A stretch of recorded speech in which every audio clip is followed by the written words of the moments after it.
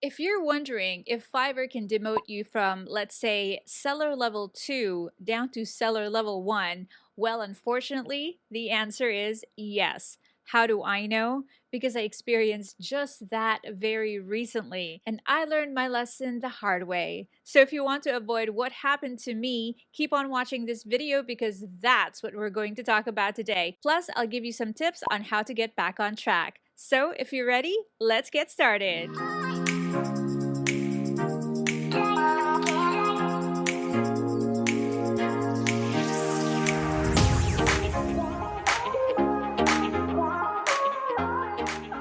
Hey, what's happening? Welcome back to the channel. If this is the first time we're meeting, my name is Anna and this is Speak Easy. Now, the whole purpose of this channel is to help you, the new and the aspiring voiceover talent, to get your voiceover business off the ground by giving you some practical tips that you can use to grow in this industry. So if you're interested in videos like this one, do consider subscribing to the channel and also hitting that notification bell.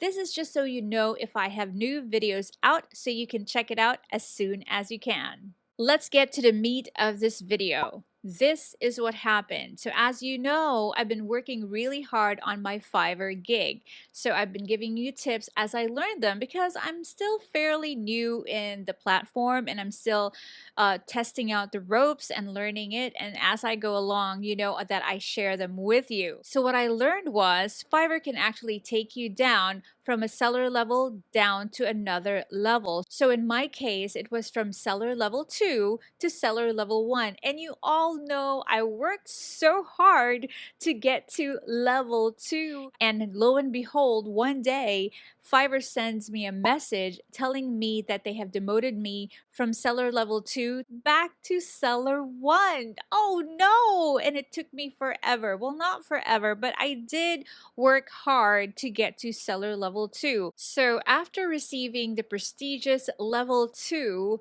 I started to relax a little bit and I wasn't watching every single criteria, given that I was still meeting my deadlines and I always make sure that my output was still pretty strong and in excellent condition.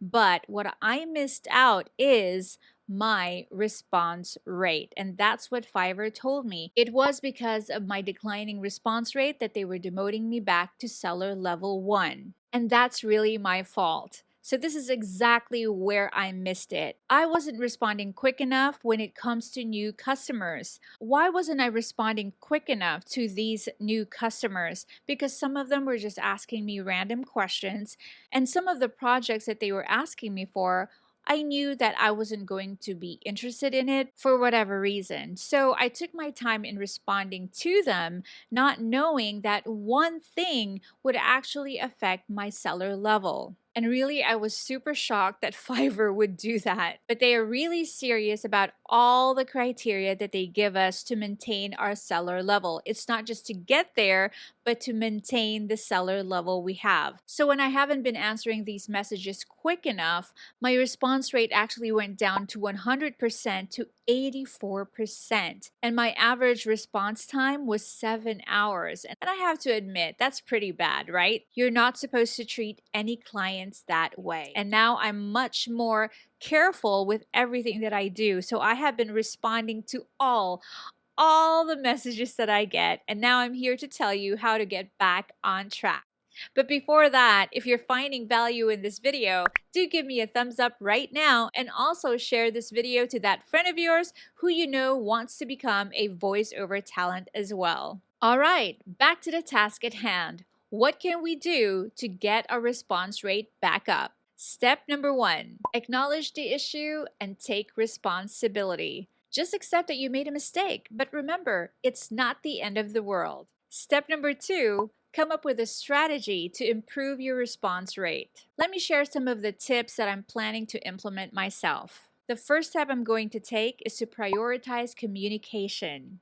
I really have to make it a habit to check my messages all the time and respond to the clients, even if it's just to let them know that I'll get back to them with more details about their inquiries. Which brings me to step number 2. I can actually utilize some of the tools that Fiverr offers. For example, the automation tools. One of them is the quick response. So anytime I get a message at whatever time of the day, Fiverr automatically sends them a message saying, for example, "Hi, thank you so much for reaching out. I'll get back to you as soon as I can. In the meantime, can you tell me about the project that you want to collaborate in?" So once your client gets that message, then they will tell you what it is that they need from you, and that will essentially get the ball rolling even though you are busy doing something else or maybe you're sleeping, but your response rate will not be affected. Another automation tool that Fiverr offers is the availability tool. I would suggest that you use this if you're going on vacation or if you're busy. So in effect, that's already a message going out to your client answering their question, or they won't even send you a message because they know that you're not available at this time. So let's use those tools that Fiverr is offering to get our response rate back up. The third step that I'm planning to take is to improve time management. I really need to enhance my productivity when it comes to Fiverr by organizing my work schedule and actually allocating time to responding to messages, especially the new customers. That's really important because Fiverr was specific about that when they sent me a message on why my response rate went down. It was really because of these new clients that were trying to get in touch with me and were not getting any response back. Incidentally, I do have a video on time management for voiceover talents, and you can check it out by clicking on the link over here or over here. And finally, my last tip for you is, but before that, let me tell you how you can support me and this channel. The easiest thing you can do for me is subscribing to the channel, liking the videos, and also sharing them with your friends who are also aspiring to become voiceover talents.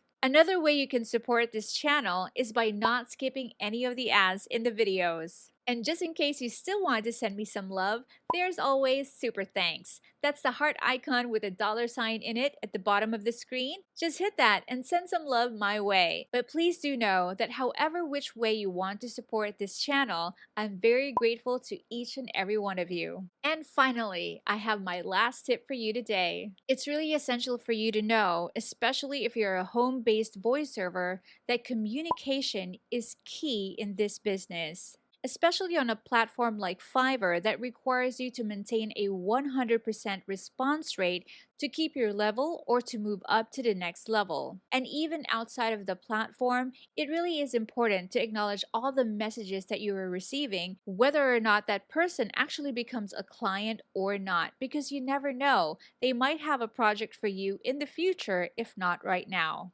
So remember, all messages are important. Make sure you answer them in a timely manner. And there you have it. Now you know that Fiverr can demote you down a seller level. So make sure you always watch those criteria and you maintain 100% on all of them. Now, if you want to know what to do if your client asks for revision, click the link and I'll see you there. And so, my voiceover friends, may your inbox always be full of order notifications. May you nail all your auditions. May you always have smooth recording sessions.